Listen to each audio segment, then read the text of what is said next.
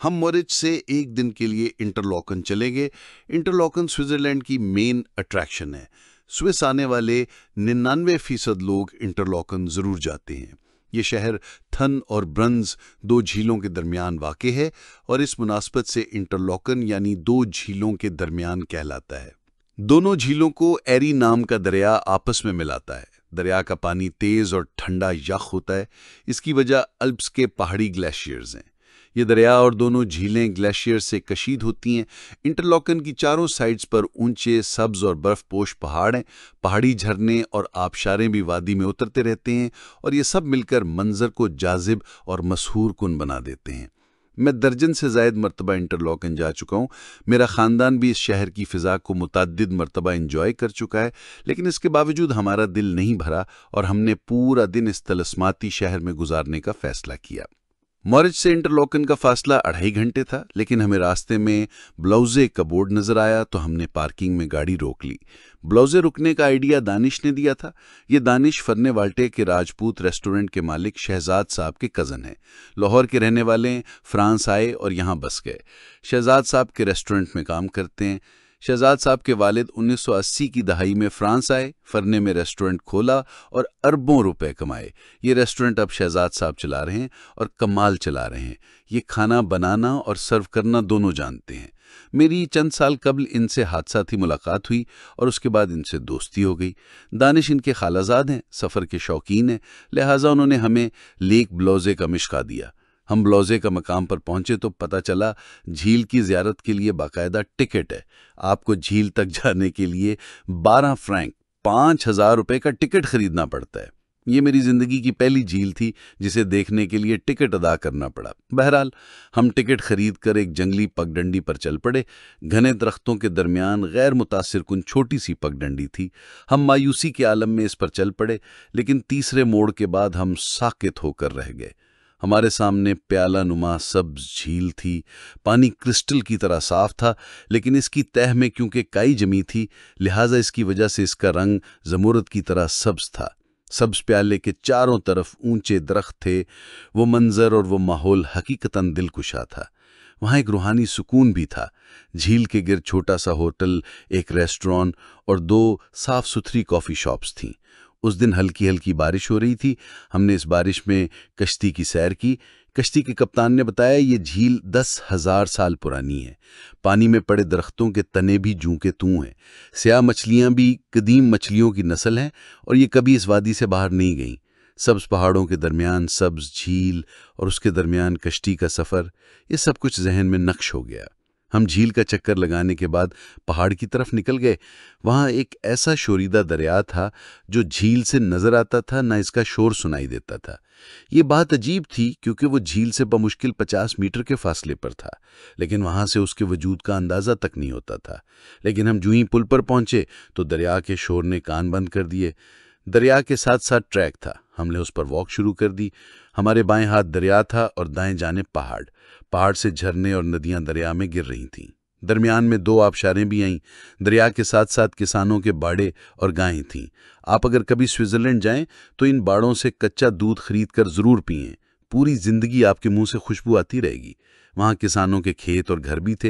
हर घर और खेत तक बिजली और सड़क थी। घर भी बहुत खूबसूरत और सलीके से बने थे। मैं जब भी यूरोप आता हूँ तो मुझे बड़े शहरों के अलावा किसी कस्बे में गलियों में लोग नज़र नहीं आते।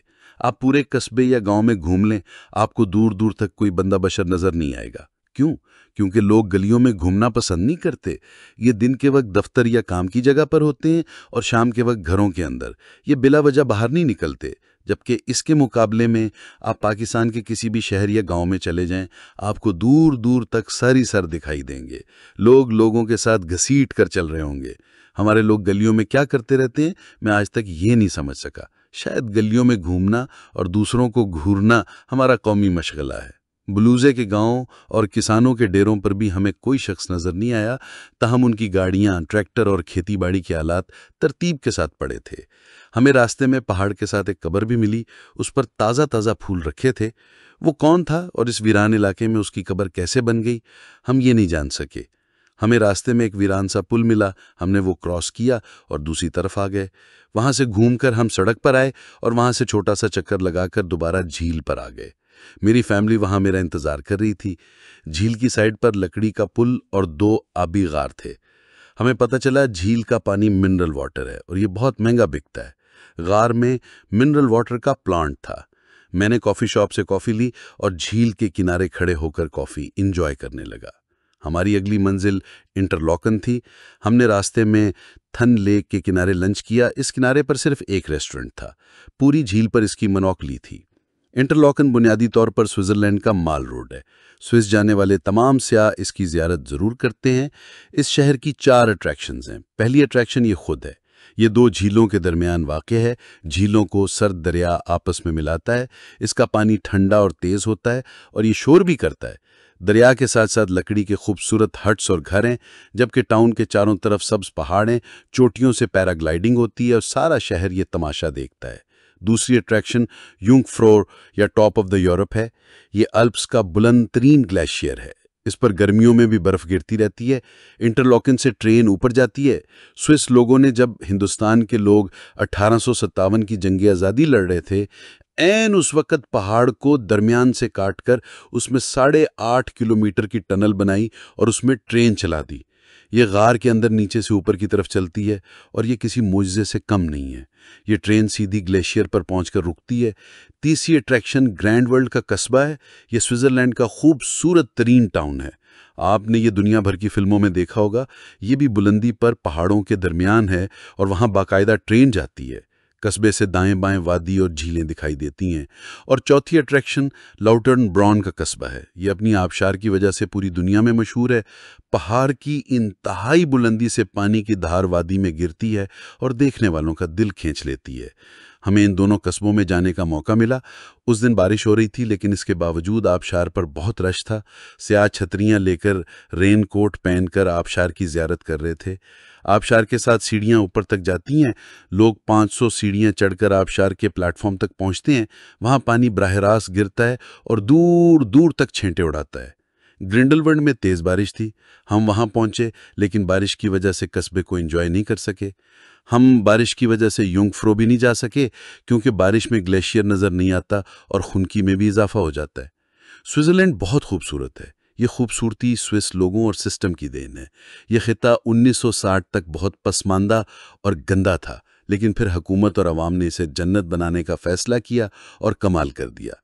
आप पूरा मुल्क फिर कर देख लें, आपको किसी जगह तिनका और टिश्यू पेपर का टुकड़ा नहीं मिलेगा। अवाम कचरा भी बाकायदा बैग में बंद करके कचरा घरों में फेंकते हैं।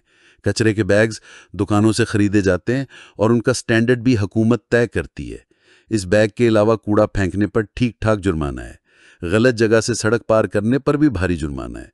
फौजी ट्रेनिंग लाजमी है। 18 साल के तमाम नौजवानों को बाकायदा 18 माह फौजी ट्रेनिंग करना पड़ती है। हुकूमत वापसी पर उन्हें वर्दी और हथियार दे देती है। ये इन्हें घर ले जाते हैं। उसके बाद पूरी ज़िंदगी ये लोग हर साल 3 हफ्तों की ट्रेनिंग करते हैं। आप किसी भी मौसम में स्विट्ज़रलैंड जाएं, आपको मुख्तलिफ स्टेशनों पर यूनिफॉर्म में फ़ौजी नजर आएंगे। ये ट्रेनिंग के लिए जाने वाले नौजवान होंगे। लिहाजा पूरा स्विट्ज़रलैंड फ़ौजी और ट्रेंड है। स्विस का निज़ाम तलीम भी मुख्तलिफ है। कैसे, ये मैं आपको अगले कॉलम में गोशगुजार करूँगा।